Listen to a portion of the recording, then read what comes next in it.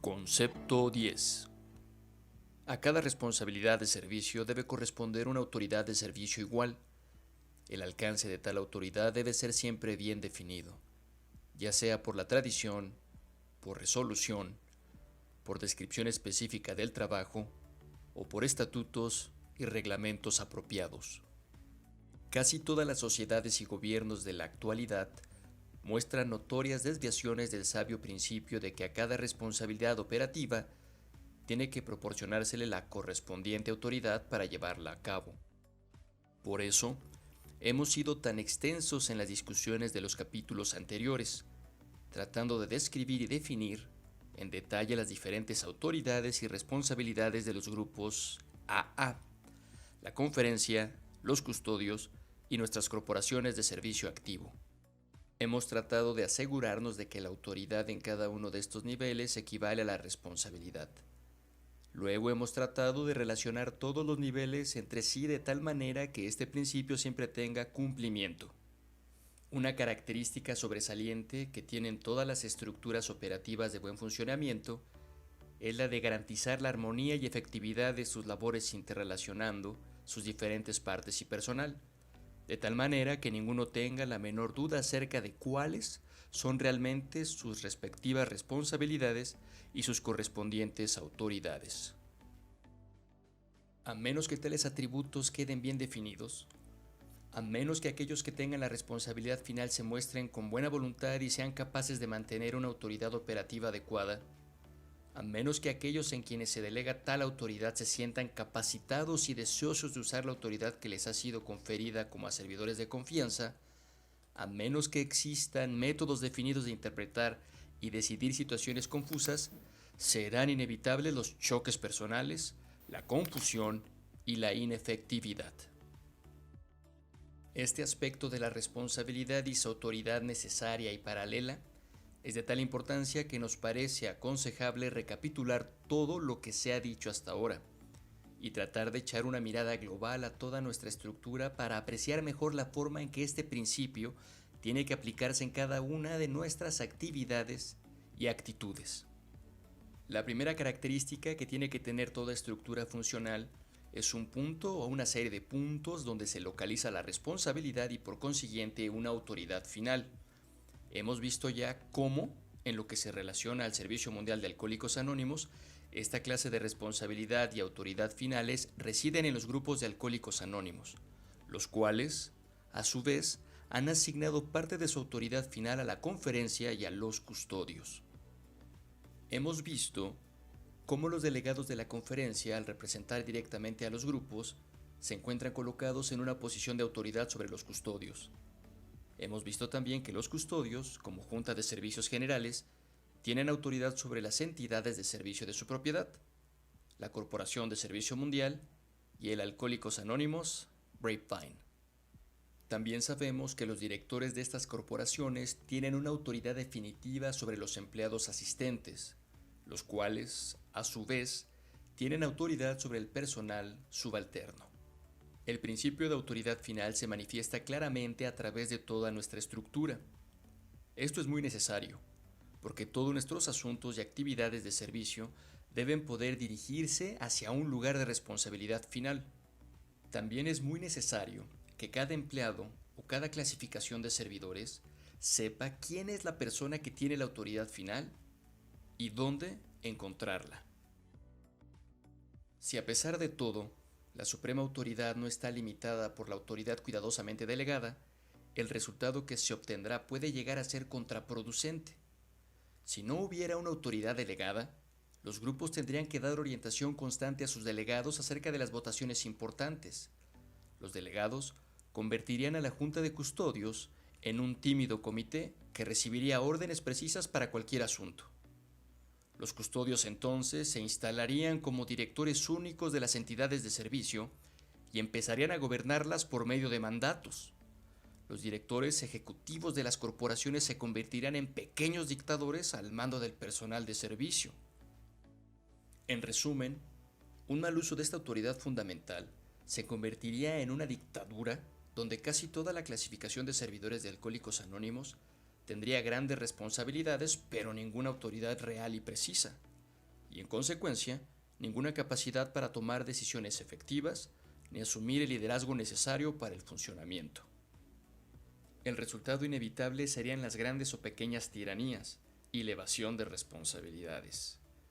De todo esto se deduce claramente que la autoridad es algo que no puede usarse indiscriminadamente, y aún mejor, que la autoridad final nunca debiera usarse totalmente, salvo en una emergencia.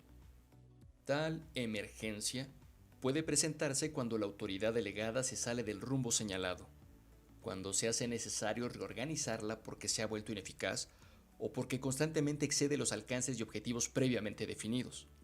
Por ejemplo, si los grupos se sienten insatisfechos con la conferencia, pueden elegir mejores delegados o suprimir la ayuda económica. Si es necesario, los delegados pueden censurar o reorganizar a los custodios. Estos pueden hacer lo mismo con las corporaciones de servicio. Si una corporación no está de acuerdo con las operaciones del personal directivo, puede perfectamente despedir a cualquier ejecutivo o a todos los empleados.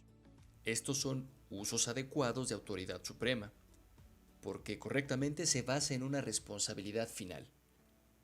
La influencia de la autoridad final debe hacerse sentir constantemente, pero hay que notar que cuando la autoridad delegada está funcionando bien, no debe sufrir interferencia continua. De otra manera, quienes tienen a su cargo la responsabilidad operativa se sentirían desmoralizados, ya que su autoridad para ejecutar sus labores estaría sujeta a invasiones arbitrarias, y porque a la larga sus responsabilidades serían más grandes que sus atribuciones de autoridad real. ¿De qué manera hemos tratado de refrenar en nuestra estructura la tendencia natural y humana de quienes tienen el poder para usurpar y apoderarse de la autoridad delegada u operativa necesarias? Esta ha sido una labor difícil, y se han requerido varios esquemas estructurales para lograrlo. Démosles una breve descripción observando sus aplicaciones particulares. En nuestra organización hemos tratado de crear en cada nivel definiciones precisas de la autoridad y la responsabilidad. Hemos hecho esto: A. Por medios legales. B. Por medios tradicionales. Y C. Por principios bajo los cuales pueden interpretarse y resolverse prontamente situaciones dudosas o realmente conflictivas. Tenemos, por ejemplo, la Carta de la Conferencia. No es un instrumento legal, pero en la práctica es sustancialmente un contrato entre los grupos de Alcohólicos Anónimos y su conferencia. La Carta establece claramente en forma general que los grupos AA han delegado parte de su autoridad final y toda la autoridad operativa necesaria a la conferencia, la cual incluye a los custodios y a los servicios activos.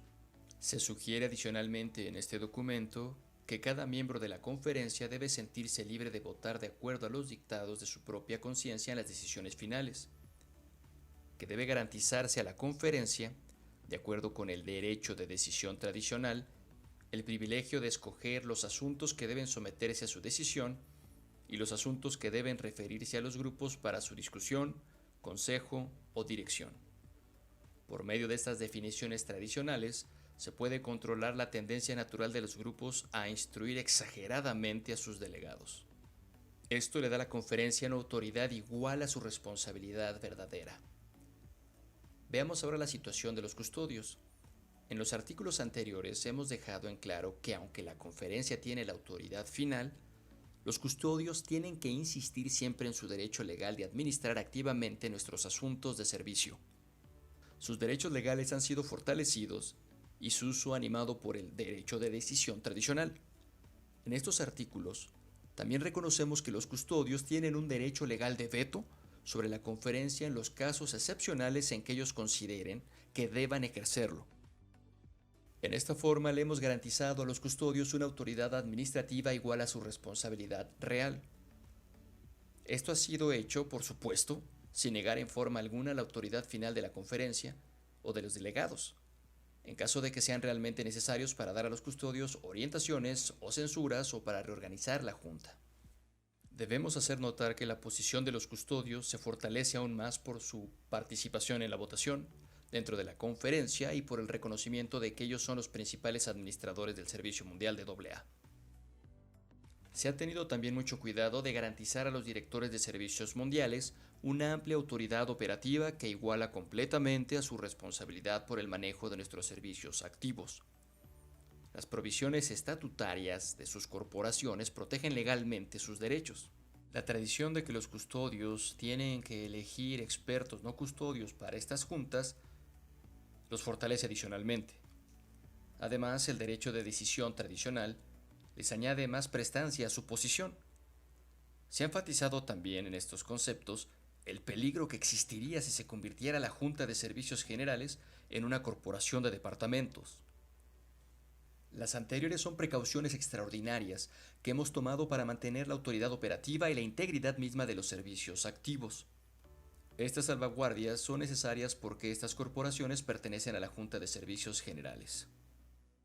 Por consiguiente, la autoridad de los custodios sobre ellas no solamente es la final, sino que es absoluta en el momento en que los custodios así lo quieran. Ellos pueden elegir nuevas juntas directivas o empleados en cualquier momento. Pueden controlar los presupuestos de funcionamiento, pueden retener los fondos operativos. Todos estos poderes son necesarios y correctos. Sin embargo, mientras las cosas vayan bien, es de suma importancia que los custodios ni usurpen ni interfieran innecesariamente con la autoridad operativa de estas entidades. De ahí el cuidado que hemos tenido al crear estas definiciones de autoridad delegada. Los comités permanentes de la Junta de Servicios Generales, políticas, finanzas, información pública, etc., tienen en grado considerable una amplitud similar. Basado en el principio del derecho de decisión, cada comité principal puede escoger los asuntos acerca de los cuales puede tomar decisiones y los asuntos que deben remitir a la Junta. La posición de estos comités también se fortifica por el nombramiento de una gran proporción de miembros no custodios. Aquí también hemos tratado de que la autoridad de estos comités iguale a su responsabilidad. Llegamos ahora al asunto de las autoridades conflictivas y a la manera en que tales conflictos deben resolverse. La mayor parte de los conflictos más comunes en el servicio activo se resuelve fácilmente, porque hemos provisto una efectiva comunicación entre todas las corporaciones de servicio y los comités de la Junta de Servicios Generales. Por ejemplo, en cada reunión de la Junta de la revista Grapevine o de su personal, se hace presente un representante de la Corporación de Servicios Mundiales de Alcohólicos Anónimos y viceversa. El Comité de Política General tiene uno o más miembros del Comité de Finanzas y viceversa. Siempre este entrecruzamiento produce una fácil comunicación. Cada una de las empresas sabe lo que las demás están haciendo. Con estas disposiciones prácticas se resuelven muchos conflictos de autoridad, pero no todos. Supongamos, por ejemplo, que se está planeando la proyección y ejecución de una política importante de Alcohólicos Anónimos. En tal caso, el Comité de Política General asume la jurisdicción principal, encargándose del trabajo de planificación y de hacer las recomendaciones pertinentes a la Junta de Custodios. Supongamos, sin embargo, que el proyecto necesitará una considerable cantidad de dinero. En tal caso, el plan deberá someterse también al Comité de Finanzas y Presupuesto. Si este comité está de acuerdo en que los gastos estén justificados y de acuerdo con el presupuesto global, autoriza al Comité de Política para adelantar el plan y hacer sus recomendaciones a los custodios. Pero si el Comité de Finanzas y Presupuesto lo niega, tiene que someter sus objeciones a los custodios, quienes se encargarán de resolver el caso. O si lo creen necesario los custodios, el asunto puede ser llevado a la conferencia. El principio de que existe jurisdicción primaria y secundaria también funciona en el sentido inverso. Si el Comité de Finanzas, por ejemplo, propone una erogación cuantiosa que podría afectar fuertemente la planificación general de Alcohólicos Anónimos o sus sentimientos, tiene que estar seguro de hacer revisar o estudiar su plan con el Comité de Planificación, aunque la jurisdicción primaria continúa perteneciendo a los miembros del Comité de Finanzas y Presupuesto.